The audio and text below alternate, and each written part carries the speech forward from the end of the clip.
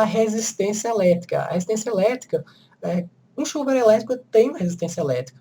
A resistência elétrica é um sistema, um campo em que a energia elétrica ela percorre e ela consegue aí, ao contato com a água, fazer o aquecimento. Então, essa aqui é uma resistência elétrica de cobre, onde que há um acionamento da energia aqui, né? Então, à medida que joga energia aqui, ela vai aquecer a água. A resistência elétrica aqui, ela vai ser colocada dentro do boiler, vai ter uma rosca aqui, né, conforme você viu anteriormente, ela vai enroscar no boiler para poder aquecer essa água.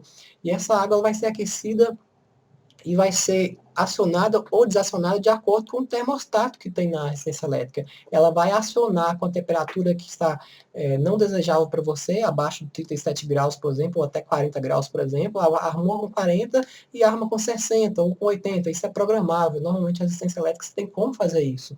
Então você tem aqui uma resistência elétrica para programar o acionamento e o desacionamento. Essa resistência elétrica, ela é bem simples, prática de se colocar no equipamento, e quando você precisa de água quente, ela vai ligar automaticamente se você deixar o disjuntor ligado, é lógico, né? Toda a resistência elétrica mais forte, até os próprios chuveiros elétricos, se você olhar bem no seu quadro de relógio ou de funcionamento normal da casa, você vai ter que ter aí uma chave disjuntora para um sistema como esse. Então, chuveiro, resistência elétrica, um independente. Se você deixa essa chave desse disjuntor ligado o tempo todo, toda vez que essa temperatura vai chegar abaixo lá, ela vai acionar, vai ligar e vai aquecer a água toda do boiler, do reservatório.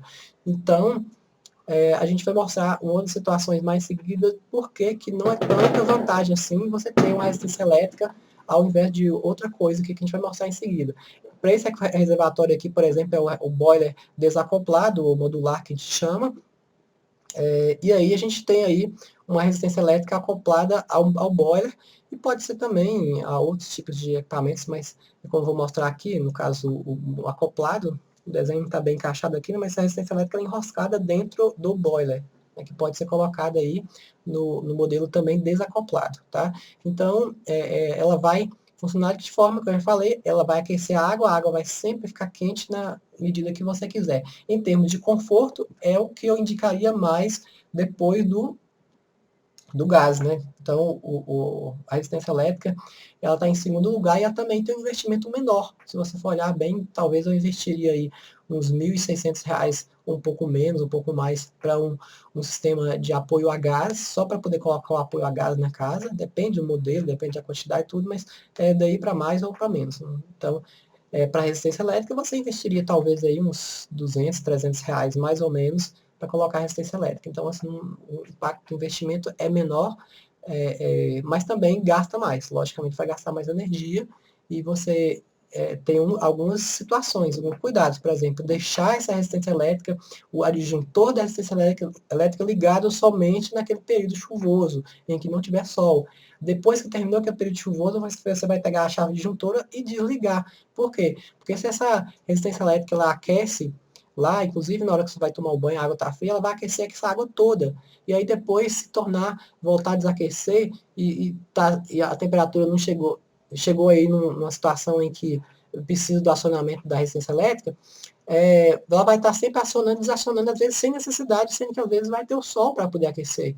Então, em termos de economia, não é tão adequado a resistência elétrica. Nós temos aqui, em seguida, o que seria mais adequado seria o chuveiro elétrico como sistema de apoio, né? Você está com ele usando o aquecedor solar no desligado, no frio, né? Você tem aí situações de chaves aí do próprio chuveiro elétrico que você deixa no desligado para utilizar o aquecedor solar. Então, logicamente que se você tem um chuveiro elétrico, você não vai precisar aí de utilizar. Se você tem um aquecedor solar, você não vai precisar utilizar o chuveiro elétrico enquanto tiver água quente do aquecedor.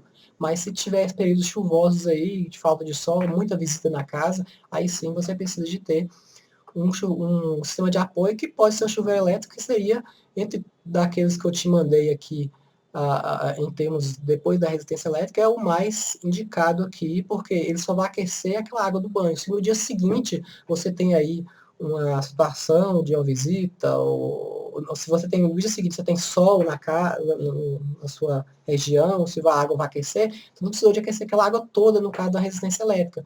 E aqui você vai aquecer só aquela água do banho que estiver faltando. Então, no geral, ele é mais econômico nesse sentido, tá? Então, esse é um outro ponto que eu indico, que é o chuveiro elétrico. Eu acho que seria, entre os custos-benefícios, assim, de mais em conta, seria o chuveiro elétrico mesmo, para você utilizar como sistema de apoio para o aquecedor solar.